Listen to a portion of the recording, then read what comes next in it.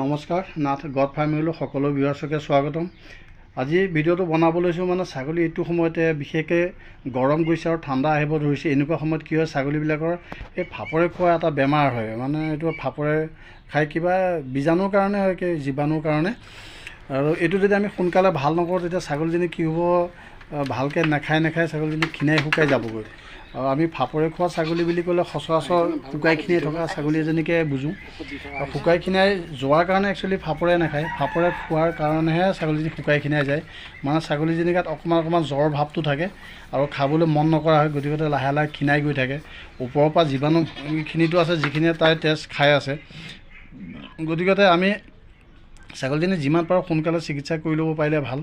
এই দেখা পাইছে মানে ভৰিখনত কেনেকৈ ছালবোৰ মৰি পেলাই এৰাই গৈছে।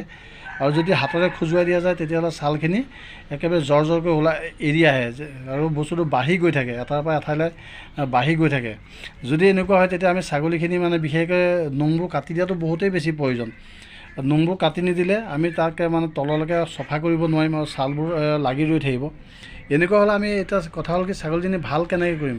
ভাল কৰিবৰ কাৰণে এই বস্তুটো তেজতো থাকে আৰু ছালতো থাকে। যদি তেজত থাকে তেজত মাৰিবৰ কাৰণে, তেজত যিখিনি বীজাণু আছে সেইখিনি মাৰিবৰ কাৰণে আমি আইভাৰমেক্টিন ইনজেকশ্যন বা টেবলেট ব্যৱহাৰ কৰিব পাৰোঁ। আইভাৰমেক্টিন বা টেবলেট বা ইনজেকশ্যন আমি মানে কমচে কম 2 সপ্তাহ ব্যৱহাৰ কৰিব লাগে, 3টা ড'জ দিব লাগে। যদি আজি দেওবাৰে আমি দিছোঁ, নেক্সট দেওবাৰত দিব লাগিব, তাৰ নেক্সট দেওবাৰত আকৌ দিব লাগিব। আইভাৰমেক্টিন হওক, ডুৰামেক্টিন হওক, টেবলেট হওক বা ইনজেকশ্যন হওক, মানে 3টা দেওবাৰত আমি 3বাৰ দিব লাগিব। 3বাৰ দিলে কি হ'ব, তেজত যিবিলাকে ইয়াৰ জীৱাণু আছে জীৱাণুবোৰ মৰি যাব। জীৱাণুবোৰ মৰি যাব হয়, কিন্তু গাত যিবিলাক ছাল থাকে সেই ছালত যিবিলাকে জীৱাণু থাকিব সেই জীৱাণুবিলাকৰ পৰা আকৌ হয়, মানে এবাৰ মৰে আকৌ হয়। অকল আইভাৰমেক্টিন ব্যৱহাৰ কৰিলে যে আমি বা ডুৰামেক্টিন ব্যৱহাৰ কৰিলে যে ছাগলীজনী ভাল হৈ যাব এইটো নহয়, ভাল নহয়। তাৰ গাত যিবিলাক মানে এই কি কয় ছালবোৰ, মৰা ছালবোৰ থাকে, মৰা ছালবোৰ আমি আঁতৰাব পাৰিব লাগিব। আৰু মৰা ছালবোৰ তেতিয়াহে আঁতৰাব যেতিয়া আপোনাৰ বস্তুটো ভাললৈ আহিব। আৰু ভাললৈ নাহিলে মৰা ছাল আজি এৰুৱাই দিব, কাইলৈ আকৌ হ'ব, পৰহিলৈ আকৌ হ'ব, মানে হৈয়ে থাকিব। তাৰ কাৰণে কি কৰিব লাগে, যদি ছালত থকা এই জীৱাণুখিনি আমি মাৰিবৰ কাৰণে, এইটো আপোনালোকে দেখাই পালে বুজি পাইছে হয়তো, এইটো ওস্তাদ বুলি কয়। ওস্তাদ মানে এইটো খেতিত ব্যৱহাৰ কৰা ওস্তাদ হয়।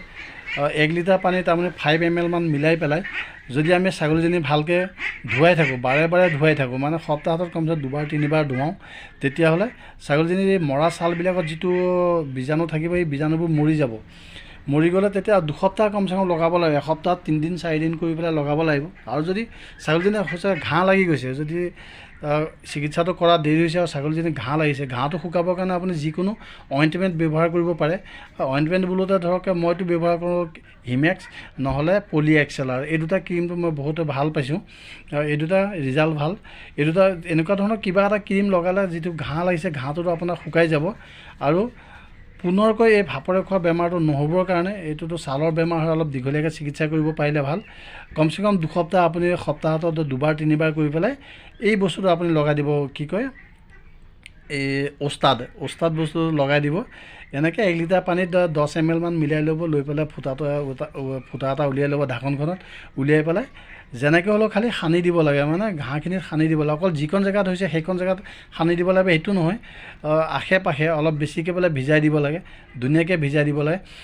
ইমান চিন্তা কৰিবলগীয়া, এইটো বস্তু বিষাক্ত বস্তু হয়, কিন্তু বিষাক্ত যদিও ইমান বিষাক্ত নহয় যে ছাগলীয়ে চেলেকি দিলে ছাগলীজনী মৰি যাব।